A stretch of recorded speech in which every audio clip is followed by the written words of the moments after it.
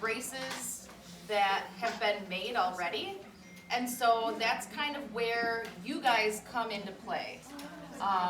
We're going to take 3D images with the engineering team, and then BI kids, you guys are going to do different, what do I want to say, ink imprints. So we need to get his good feet, and then we need to get his foot that is bad, so we know the width and all that, and then some measurements of that. And then in your teams of 4, you guys are going to come up with whatever your method is going to be. So you want to look at different methods that are out there. There's some that kind of attach with Velcro. There's some that attach with straps that would go around the shoulders or the hips. There's others. So you guys kind of want to decide on what your method is going to be, and then we'll make those, and then we're actually going to have the veterinarian meet us on a Zoom meeting, and then they'll let us know if they think it's feasible or probable before we actually make it for the cut. Cool? Do you want to go over a little history of Forrest Stump? So the history is that he was found in rural Texas living underneath a camper with his mom and what was left of his litter mates. There originally was 7, but they had been run over by a car because when, little styrofoam balls. Someone can grab that from them. We aren't sure why his leg is missing. The vet in Texas thought maybe the mother accidentally bit it off while trying to pull him out of the womb.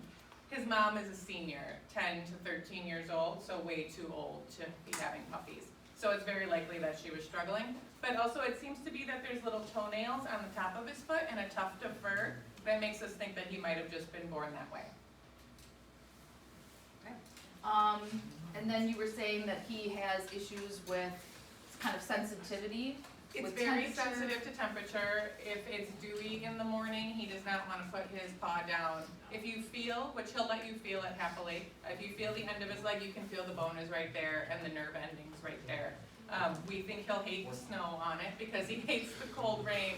And another issue that he seems to have is when he's trying to play on a slick surface like this, if he were running, a lot of times he'll just kind of face plant because he forgets that he doesn't have any grip on that leg. He uses it and doesn't know that he doesn't have any grip. Difficulty getting up on furniture. He wants to jump on the couch and he tries to use his toenails that are non-existent to help him climb, and he can't.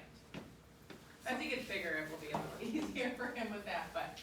Yeah, so think about those things. Think about the sensitivity of your prosthetic, where on that end of his nub. You want to the nub? Yeah. There is a little callus. It's not a paw pad. There's no like sponginess to it, but there is a callus that has formed there. So think about that. Think about traction.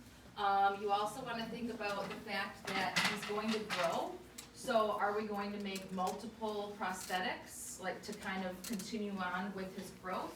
Or is yours going to be adjustable so that all it needs to happen is, you know, you change up the Velcro or the brace, whatever you're using, over time,